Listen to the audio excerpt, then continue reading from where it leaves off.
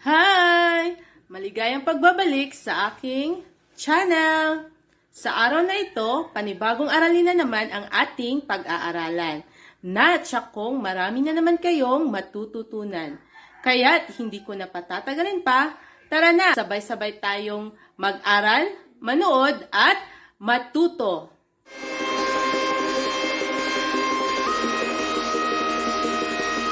Bye guys! Maligayang pagbabalik sa aking channel!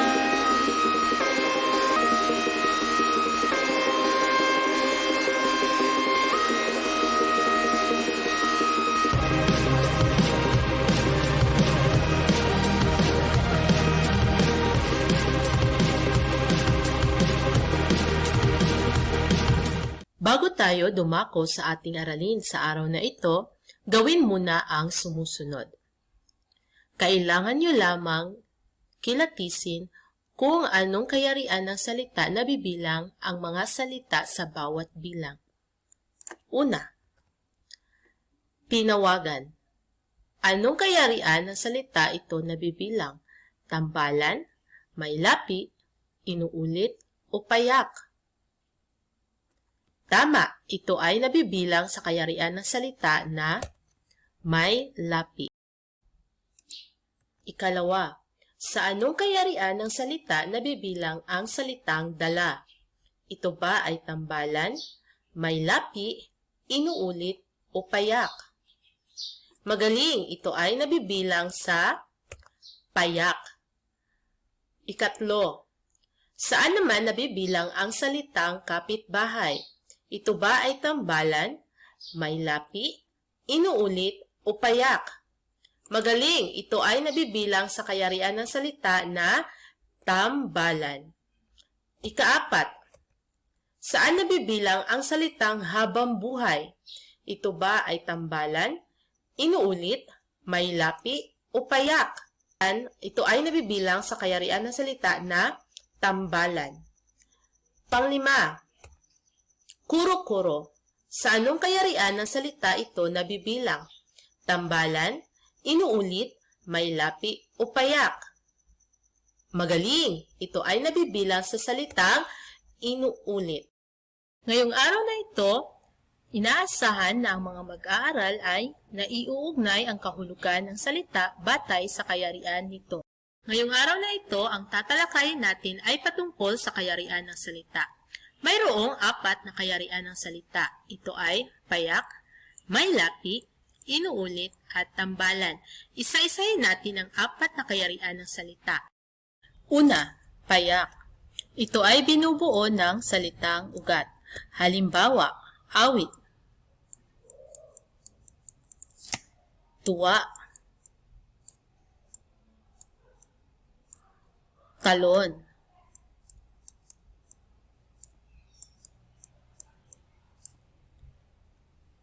iyak, tawa, at iba pa. Ikalawang kayarian ng salita ay may lapi.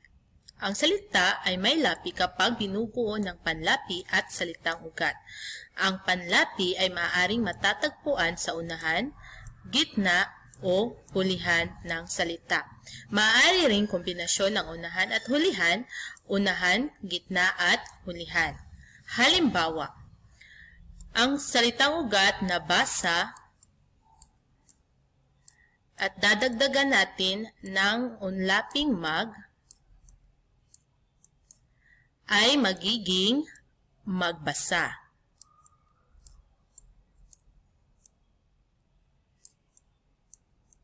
Tandaan na ang gitling ay may mahalagang papel na ginagampanan upang makilatis natin kung ang panlaping ginamit ba sa pag-uugnay sa salitang ugat ay matatagpuan ba sa unahan, gitna, o hulihan.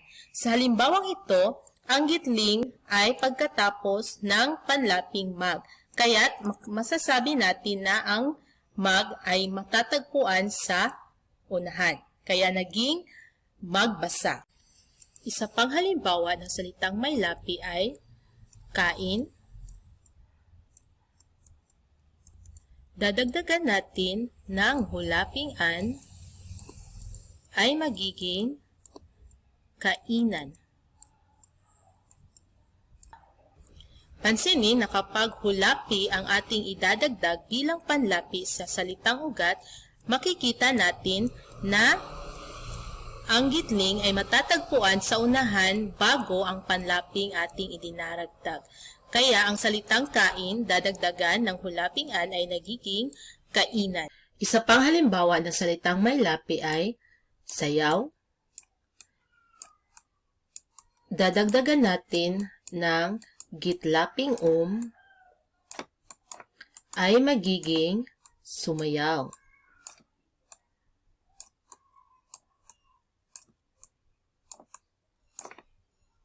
Pansinin na dalawa ang naging gitling sa panlaping ating ginamit na sapagkat ang nais natin ay gitlapi. Kaya ang sayaw, dadagdagan natin ng gitlaping ay magiging sumayaw.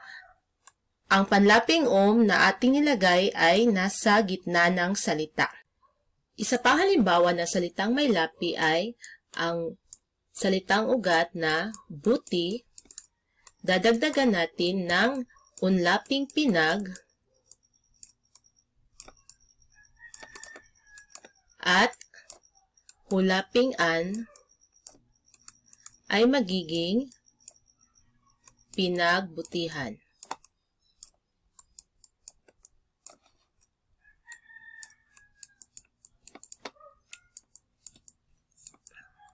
Pansinin na ang salitang ugat na buti ay nasa gitna na ngayon ng mga panlaping pinag at an.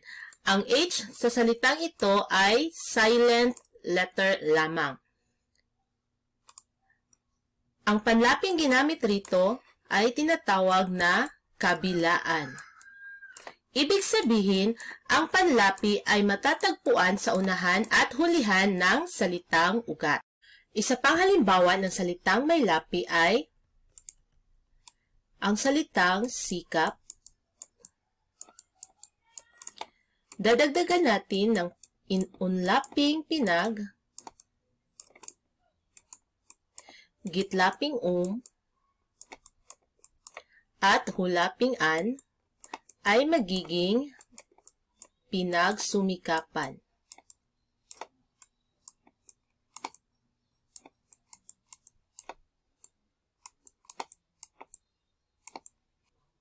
Ang mga panlaping ginamit ay ang unlaping pinag, gitlaping at hulaping an ay tinatawag na laguhan. Ibig sabihin, ang mga panlapi ay matatagpuan sa unahan, gitna at hulihan ng salitang ugat. Kaya ang salitang ugat na sikap, kapag dadagdagan natin ng unlaping pinag, gitlaping at hulaping an ay magiging pinagsumikapan. Ang kasunod naman na kayarian ng salita ay ang inuulit. Ito ay salitang binubuo ng pag-uulit ng isang bahagi ng salita o ng buong salita. Halimbawa, ang salitang masaya. Kapag uulitin natin ito ay magiging masayang masaya. Masayang masaya. Isa pang halimbawa, ang salitang mabuti ay magiging mabuti-buti.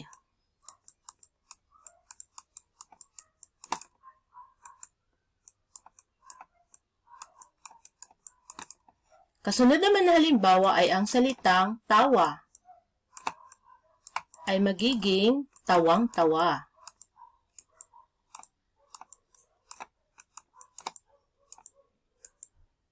At marami pang iba. Panghuling kayarian ng salita ay ang salitang tambalan. Salitang binubuo sa pamamagitan ng pagsama-sama o pagtatambal ng dalawang salita upang makabuo ng tambalang salita. Halimbawa, ang salitang bahag, dadagdagan natin ng isa pang salita na hari ay magiging bagong salita na bahaghari. Isa pang halimbawa ay ang anak. Dadagdagan natin ng salitang mayaman ay nagiging anak mayaman.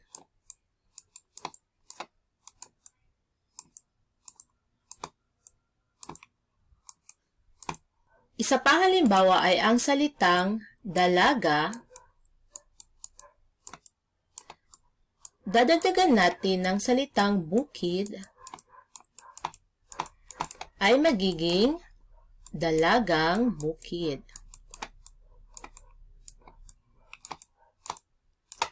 Dalagang bukid. Tandaan, may mga salita na kapag pinagtambal ay nagkakaroon na ngayon ng panibagong kahulugan. Halimbawa rito ay ang salitang bahag at hari. Ang salitang bahag ay nangangahulugang saplot sa katawan. Samantala, ang hari naman ay tinatawag na king sa Ingles. Ngayon, nung pinagtambal sila ay nagiging bahag-hari na nagkaroon na ngayon ng panibagong kahulugan. Ito yung tinatawag natin sa Ingles na rainbow.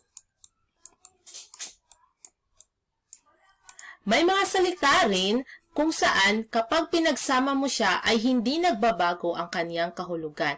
Halimbawa na lamang rito ang anak mayaman na nangangahulugang galing siya sa mayamang angkan. Isa pang halimbawa ng mga salitang pinagtambal na hindi nagbabago ang kahulugan ay ang salitang dalaga at bukid na nagiging dalagang bukid. Ibig sabihin siya ay dalagang nakatira sa bukid. At yun ang apat na kayarian ng salita. Pahapyaw nating babalikan ang apat. Una, payak. Ito ay binubuo ng salitang ugat. Salitang ugat. Pangalawa, may lapi kapag binubuo ng panlapi. Pangatlo, inuulit kapag may bahagi ng salita na inuulit. At panghuli, tambalan kapag pinagsama ang dalawang magkaibang salita. Ngayon alam niyo na, natitiyak kong handa na kayo sa ating pagsusulit. Ibigay ang kahulugan ng bawat salita at iugnay ito sa kayarian nito. Isulat ninyo ang inyong kasagutan sa inyong kwaderno. Bibigyan ko kayo ng sapat na panahon para masagutan ang bawat bilang. Upang mayroon kayong ideya sa kung ano ang dapat ninyong gawin, ibibigay ko bilang bonus ang unang salita. Ang unang salita ay nangangahulugang mataas. Nabibilang ito sa kayarian ng salita na may lapi sapagkat ang salitang malaki ay binubuo ng salitang ugat at ng panlapi. Ngayon, sagutan niyo na ang ikalawa hanggang ikalimang salita. Natitiyak kong tapos niyo nang sagutan ang ikalawa hanggang ikalimang salita, kaya't ibibigay ko na sa inyo ang tamang kasagutan. Sa ikalawang salita, ito ay nangangahulugang bahay kalinga o tahanan ng mga batang inabandona. Ito ay nabibilang sa kayarian ng salita na tambalan, sapagkat ang bahay ampunan ay binubuo ng dalawang salitang pinagsama. Una ay ang bahay na nangangahulugang tahanan at pangalawa ang ampunan na mula sa salitang ugat na ampon na nangangahulugang ibinigay o inabandona. Kaya't nung pinagsama ang dalawang salita, ito na ngayon ay nangangahulugang tahanan ng mga batang inabandona. Pangatlo, ito ay nangangahulugang waksi at nabibilang sa kayarian ng salita na payak sapagkat ito ay binubuo lamang ng salitang ugat. Pang-apat, ito ay nangangahulugang labis na kasiyahan at nabibilang sa kayarian ng salita na inuulit sapagkat ang salitang tuwa ang siyang inulit na salita. Pang-lima, ito ay nangangahulugang api at nabibilang sa kayarian ng salita na tambalan sapagkat ang basang sisiw ay binubuo ng dalawang salita. Una rito ang salitang basa o wet sa Ingles at ang sisiw, ito yung anak ng manok. Nung pinagsama ang dalawa ay naging basang sisiw na nangangahulugan na ngayong api. Dumako naman tayo sa ika-6 hanggang ika-10 salita. Bibigyan ko rin kayo ng sapat na panahon para masagutan ang mga salitang ito. Natitiyak kong tapos niyo ang sagutan kaya't ibibigay ko na sa inyo ang tamang kasagutan. Sa ika-6 na salita, ito ay nangangahulugang salaysay at nabibilang sa kayarian na payak sapagkat ang salitang kwento ay naglalaman lamang ng salitang ugat. Pampito, ito ay nangangahulugang malaki at nabibilang sa kayarian na inuulit dahil inulit ang salitang mataba. Pangwalo, ito ay nangangahulugan sa Ingles na laundry at nabibilang sa kayarian ng salita na may lapi sapagkat ang labahan ay binubuo ng salitang ugat at ng panlapi. Pangsyam, ito ay nangangahulugan sa Ingles na library o silid na puno ng aklat at nabibilang sa kayarian ng salita na tambalan dahil ang salitang silid-aklatan ay binubuo ng dalawang salitang pinagtambal. Ito ay silid o kwarto at aklatan na mula sa salitang ugat na aklat o libro. Kaya't nung pinagtambal ang dalawa, ito ay nangangahulugan na ngayong silid na puno ng aklat. Pang-10, ito ay nangangahulugang sobrang init at nabibilang sa kayarian ng salita na inuulit dahil ang salitang mainit ang siyang inulit na salita.